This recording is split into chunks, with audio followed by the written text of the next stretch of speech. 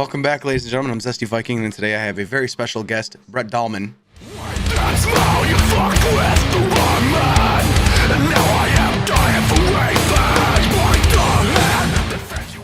Brett Dallman with the band Bleeding Sun. I am the lead vocalist, guitar player, producer for the band. We got a new single out, so we're gonna check it out tonight, right? And yeah, absolutely. See what it's all about. And then afterwards, I'd also like to talk about other stuff involving because your vocals and your guitar playing, man. I myself am a guitarist, so like hearing some of the riffs, I'm like, dude, that's so like, wow, it's good. Well, it's not all me. Gabriel has a good part of it too, but he can shred. Like, I can't shred that well, but he's a shredder, man. So okay. So this is Tryptophan. Before we jump in, do you want to tell us a bit about what it is? So Tryptophan, the reason we don't say Tryptophan in the song at all. I wrote it Thanksgiving Day 2021. So, tryptophan, turkey's got tryptophan in it. It's supposed to make you sleepy or something. I don't know. It was just a working title, and we just kind of kept it. But the song is essentially it's about kind of big pharma and how they push drugs on everybody for everything these days. And I think it kind of makes a lot of people numb to their actual life. So it's kind of shouting out, hey, you can deal with the highs and lows of life yourself. You don't have to rely on medication to make everything numb around you. So it's kind of a shout out there about that. And no, it's a really cool song. It's got a totally different vibe than the other ones that have come out, and I think it's actually kind of one of my favorites. I think of the set. So sick! I can't wait to check it out. All right, here we go. So this check it out. Tryptophan. Let's go.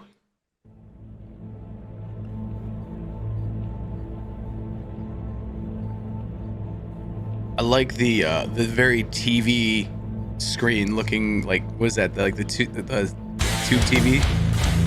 Yeah, it's kind of got a 90s vibe to it.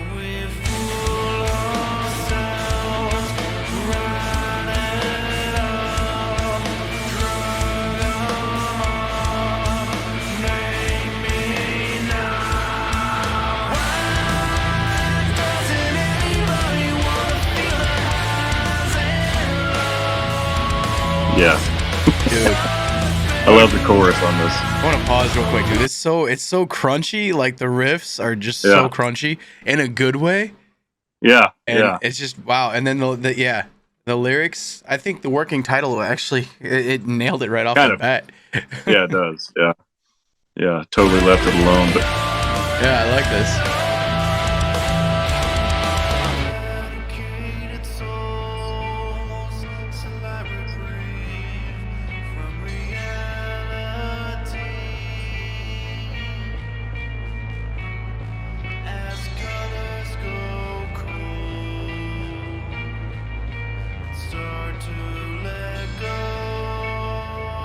Got a little bit of synthesizer in the background there. I noticed. Yeah. I noticed. It's good. Ooh. Okay, hold on. I like that riff. That's sick. Yeah.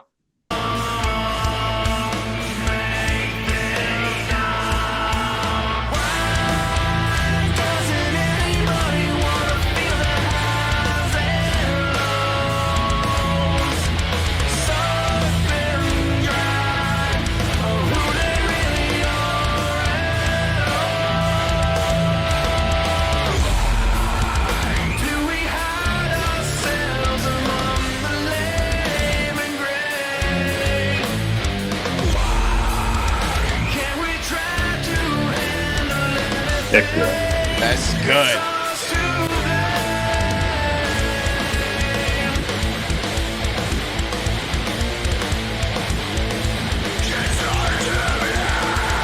Now, was that Ken doing the scream just now?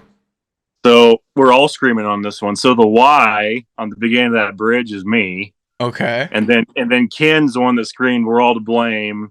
And then Gabriel, which absolutely surprised us because he's like the young kid that's super quiet, you know. He sends me this thing of like "Make Me Numb." He's the one screaming "Make Me Numb" right before we go into the chorus. It's just like old crow sounding scream. It just was like, "Yep, that's going right there." Wow.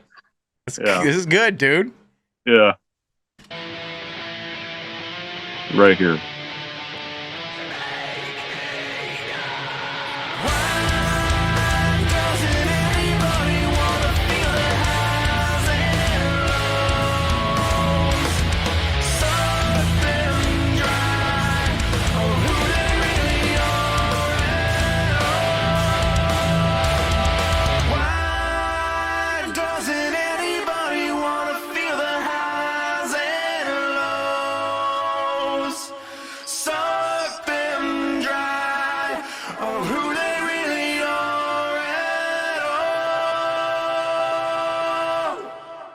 That's good, dude. Oh my God, that's fire. I love it. Thanks, man. Appreciate it. Fire. So then in that case, let me ask you something. Hold on. Let me back out of this. When you guys are harmonizing, is that all of you or is that you doubling up on your voice? How is that done? It's a little bit of both. So on the chorus of this one, it's mainly Ken and myself harmonizing. You can hear Ken in there singing with me. I think Gabriel's in there a little bit, but you also use like a doubler or a harmonizer too on your vocals. You can to thicken it up a little bit, but yeah, we try to like like harmonize, and we want to make that a point with this stuff is to not be so one dimensional vocally. So we really kind of push ourselves to. It's just because the evolution of all these songs, I start out as a basic idea, then you start adding these little, the screams here and there, the harmonies here and there, and all of a sudden it turns into this whole other monster, because it just adds so much more feeling and depth to it. That's what it's about, man. Okay, so I know the story about how you guys came about, and I think that is so sick. And the fact that it just works out, and then you guys came together, you put this stuff together in like short amount of time and recorded in a short amount of time, and it sounds well polished. What was you going through? Who did most of the production for that? Would that be you? Yeah, so that was that'd be me for most of it. Yeah. How was the pressure on that? It's not bad. I mean, so I got a background in this. I mean, there was a studio down in Topeka, Kansas I used to work for here and there about 12, 13 years ago. And a producer I worked underneath, and he kind of showed me the ropes on Pro Tools and tricks and tips here and there. And so I had a general idea, and then I went down to Nashville and did some work with like Brett Hessler from Dark New Day. And I watched him produce the songs we're doing down there with my other band back in the day, and just learned stuff from everyone along the way. And yeah, the pressure is definitely there to make it sound good.